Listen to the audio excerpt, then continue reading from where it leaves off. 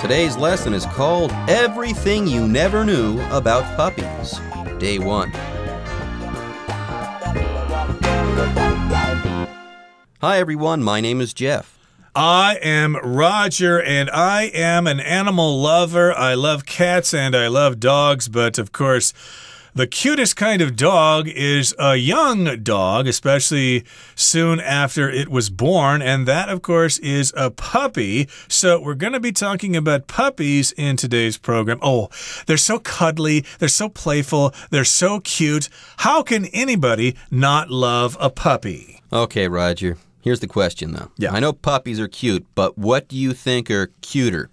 Baby dogs, called puppies, or baby cats, called kittens? Ooh, that's a toss-up. You know, it's difficult to decide, but since puppies are a little more playful and a little more active than cats, I think my vote goes to puppies. Which is the correct answer. Puppies are super cute, and like Roger said, they're also playful. Now, on top of that, we're also going to be talking about puppies today, so why would we waste any time talking about cats or kittens? Though they are cute, I guess we already know everything there is to know about kittens, whereas with puppies, apparently there are all sorts of things that we don't know about them. That's what the title says here. It says that today we're going to learn everything you never knew about puppies. So how about that? How about we go ahead and get started with our article, and we'll do so right after this. Everything you never knew about puppies. If there's one thing that everyone knows about puppies, it's that they are incredibly cute. So cute, in fact, that it's easy to forget that there are some exciting facts about them just waiting to be discovered. All right, everybody, let's talk about the first part of our lesson for today. Are you all ready? Okay, let's get going here. It begins by saying, if there's one thing that everyone knows about puppies, it's that they are incredibly cute. So that's one thing that everyone knows about puppies, the fact that they are really, really cute. That's what incredibly means here.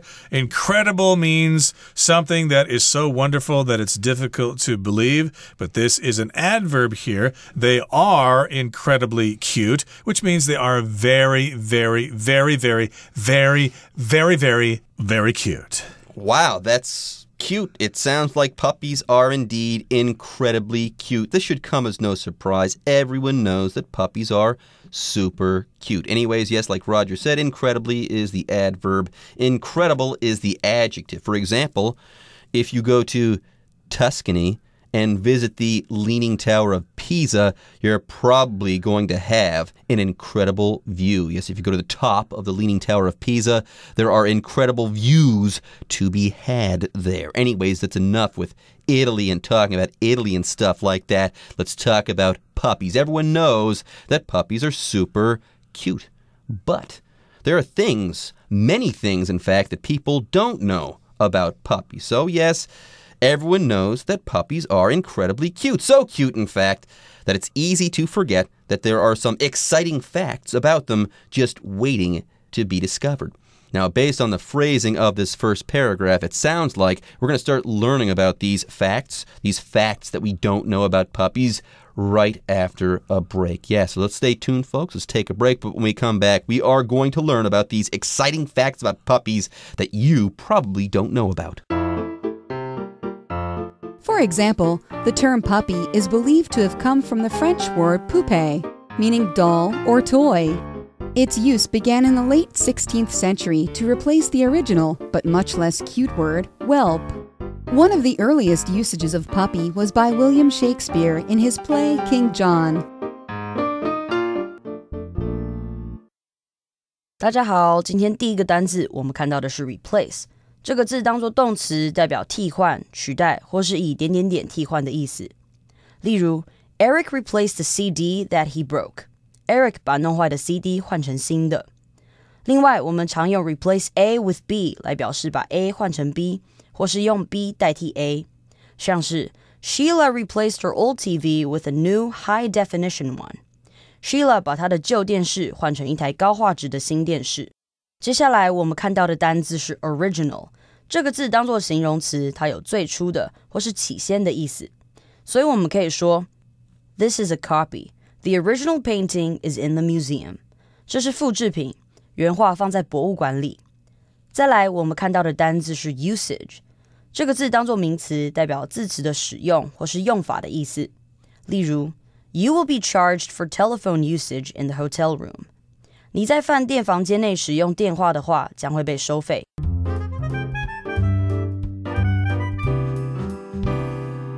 Okay, the things you know about puppies are that they are incredibly cute, that they're very playful, they're soft, they're furry, etc., etc. Those are things that are obvious that we all know about, but there are some things that you don't know about or that you might not know about, so that's what we're going to be talking about today. Now, first of all, we've got an example of one of those things you might not know about. So it says, for example, the term puppy is believed to have come from the French word poupée, which actually means doll or toy, which I guess sounds appropriate because puppies are as cute as dolls or as cute or playful as a toy. That's true. Okay, puppies are super cute. They're like dolls or toys, super cute ones that are actually alive and that respond to you. Wow, puppies are just that cute. But again, let's kind of stay away from the cuteness, okay? Everyone knows about puppies and how cute they are. Let's get back to facts. Where does the word puppy come from? Apparently, it comes from a French word, and its use began in the late 16th century to replace the original, but much less cute word, whelp. So before, puppies were called whelps. That does not sound cute at all. So here, fun fact number one, the word puppy, it comes from a French word. Okay, also, fun fact number two, there was an original term, a term that was originally used to refer to puppies, but that word wasn't puppy, it was the word whelp. And I've got to say, the word puppy is a gigantic improvement on the word whelp. Okay, the word whelp makes me think of something sad for some reason. I think of someone crying or something like that. So puppy, it's a better word. Anyways, we've got two things to talk about here. First of all, let's talk about the verb replace. Okay, to replace something is to take the place of that thing. Okay, when you replace something, you substitute something new for something that is old or broken or not good. For instance, the word whelp used to refer to puppies, and this word wasn't very good, so people used a new word. They got a new word to refer to puppies, so they replaced the word whelp with the word puppy. Indeed. So, for example, last night, a light bulb burned out, so we're going to have to replace the light bulb, or we're going to have to replace the light bulb with a new one. So here, of course, we have the word whelp, and who wants to call something as cute as a puppy a whelp? I guess that word originally is from German or something like that, but we'd rather use the French word. Oh my goodness, the French language has so many cute words in it, so we use puppy instead of whelp. Thank goodness. I didn't even know that we used to call young dogs whelps. Nor did I. Anyways, that was the original word, though, for puppies. That was the first word that people used to refer to puppies. Anyways, here we've got the word original. The word original is an adjective, and it describes something that came first or was at the beginning or at the start of something. For example, when I was in high school, I studied Latin quite a bit, and our professor was very, very strict and tough on us, okay? He did not allow us to study translations of Latin texts. He said, you guys need to study the texts, I should say, in the original form of these texts. Right, so the original word was whelp, but the word puppy replaced it in the late 16th century, in the late 1500s. 1800s, okay? And it's a good thing that that happened. I would hate to refer to those cute little animals as whelps. It sounds dumb. Now, one of the earliest usages of puppy was by William Shakespeare in his play King John. Now, I've read Macbeth, I've read Hamlet, I've read King Lear, but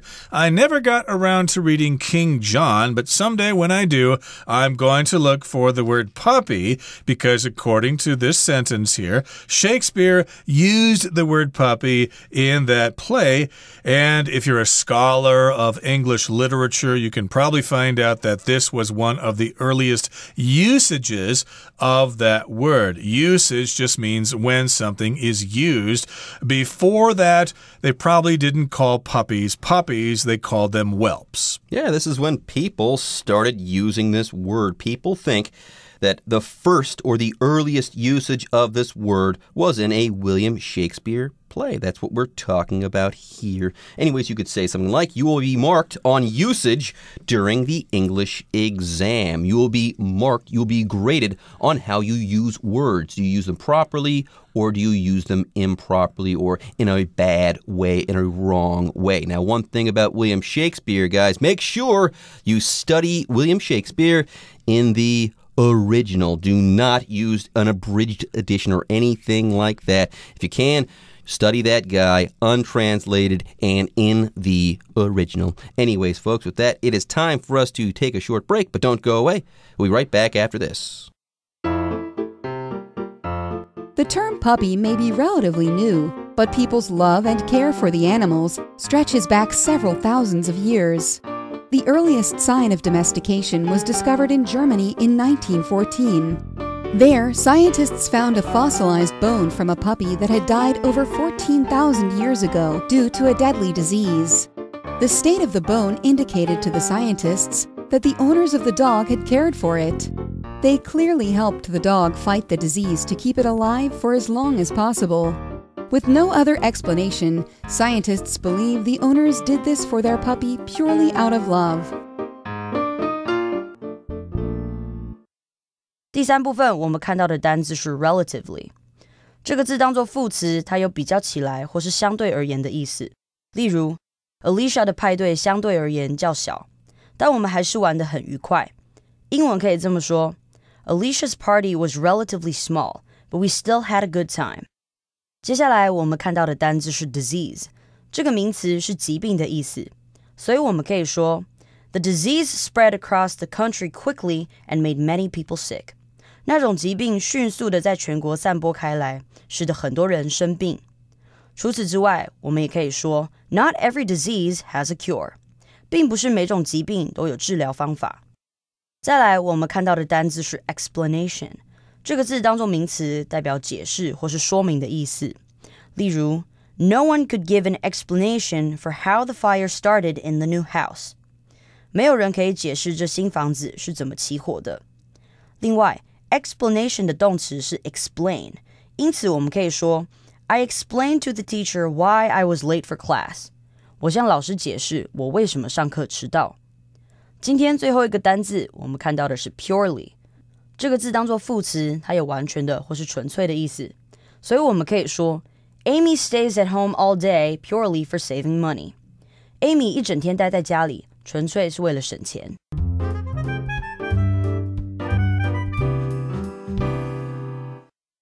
Okay, so that's one thing you probably didn't know about puppies, the actual word puppy, where it came from. I learned something myself today. Let's find out some more things about puppies that we may not know in the final paragraph of today's lesson. So here it begins by saying the term puppy may be relatively new, but people's love and care for the animals stretches back several thousands of years.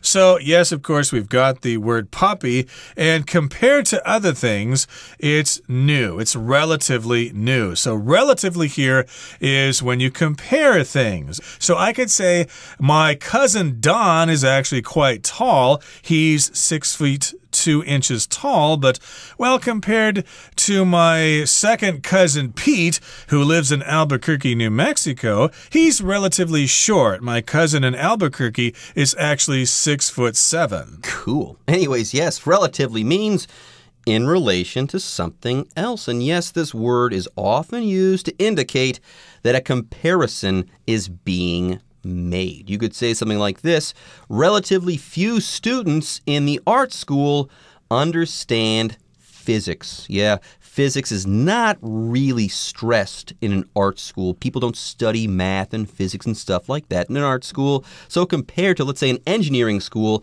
not many people really understand a whole lot about physics and math in an art school or something like that. There you go. There, the comparison is being made. Anyways, let's move on. The next sentence says, the earliest sign of domestication was discovered in Germany in 1914. How about that? Now, we kind of have a long word to talk about here next. The word domestication, D-O-M-E-S-T-I-C-A-T-I-O-N.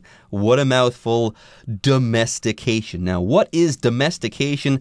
Domestication is the taming of an animal, okay? Domestication is the process of domesticating an animal. So there we go. We start with domestication. That is a noun.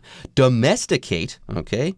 That is a verb. And yes, if you domesticate an animal, you tame that animal. Yes, if something has been domesticated, okay, this thing is no longer wild. So domestication is the process by which an animal becomes tame. So if you have a domesticated animal, one that has undergone domestication, this animal is okay around people. It's comfortable around people and can get along with people because this animal is no longer wild or anything like that. Right. So in Germany, way back in 1914, we've got some German archaeologists, which are 考古学家 in Chinese. They were digging around in the ground in Germany, and they found some old bones there. So that was the earliest sign of domestication. They figured out, hey, puppies or dogs have been kept as pets for a really, really long time. Yep, they found in 1914, okay, that puppies were domesticated about 4 or 5 years before that, right around 1909, 1910, right?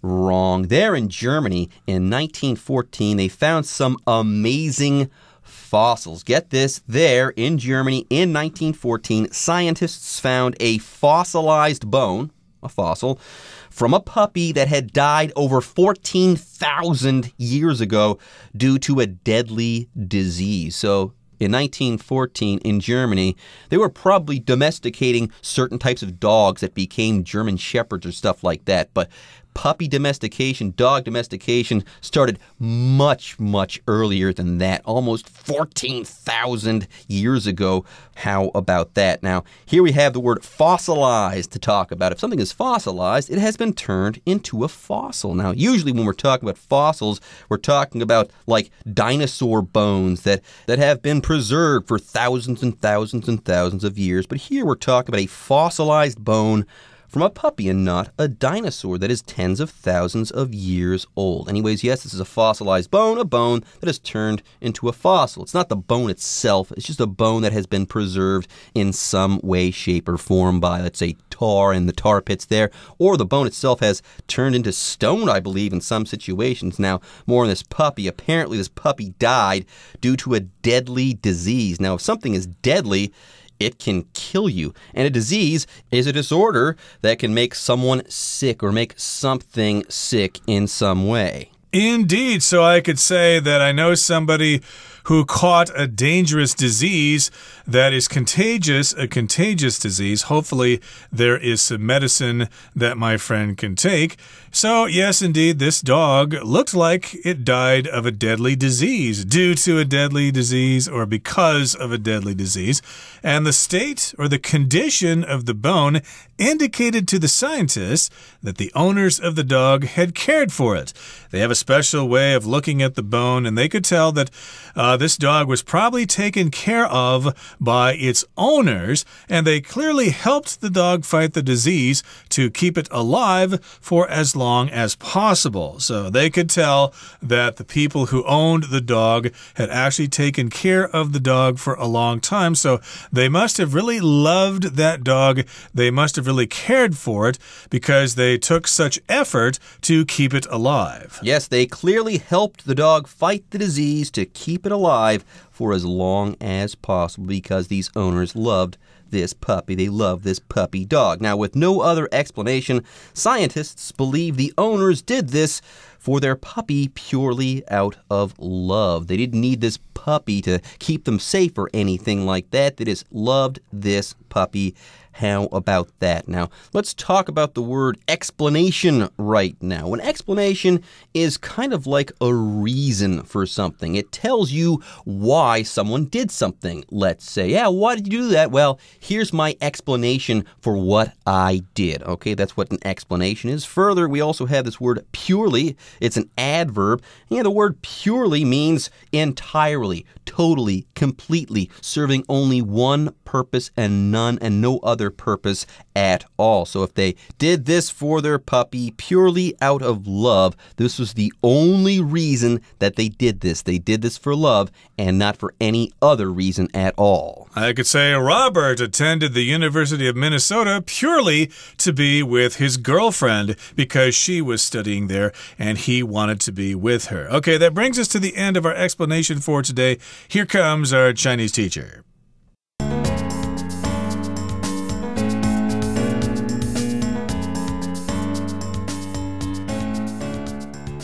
各位同学大家好，我是 Hanny。 我们来看今天文法重点。课文第二部分的第一句提到 For example, the term puppy is believed to have come from the French word poupée, meaning doll or toy. 例如 puppy 这个词呢，据说是来自法文 poupée， 意思是玩偶或者是玩具。那我们首先要介绍的是如何表达一般认为怎么样，一般相信怎么样的句型。像 think, believe,expect, say 这些动词可以用来表达看法。那常见的句型有3种。第一种是 people think 或是 people believe 后面加上 that 子句，像是 people believe that the drawing is over 500 years old， 一般认为这幅画有超过500年的历史。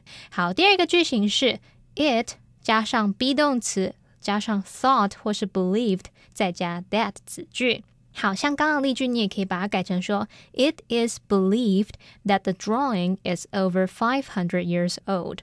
接着我们可以将第二个句型这个 that 子句里面的主词把它移到句首，用来取代虚主词 it 的位置，然后我们再把 that 子句里面那个动词改用不定词来呈现，那么 that 就不用咯，这时候就会形成第三种句型是主词加上 be thought 或是 be believed 再接 to 加原形动词。好，那我们刚刚的例句就可以把它改成 The drawing is believed to be over 500 years old。 好，那我们课文其实就是用到这个第三个句型啊，不过它有些微的不同。他说 The term puppy is believed to have come from， 那这个句型的结构它是主词加 be believed to 再搭配完成式 have 加 pp。 好，那他把不定词 to 加原形动词呢把它改成不定词完成式，也就是 to have 加上 pp， 这就表示一般所认为一般相信的事情比主要子句更早发生。举例来说 The tradition is believed to have originated in Germany， 一般认为那个传统起源于德国，那起源是更早发生的动作，所以用不定词完成式 to have originated 来表达。然后特别注意的是，把这种有不定词完成式的句型改写成用虚主词 it 引导的句型时，这个 that 子句里面的动词啊，它要用过去式或者是现在完成式。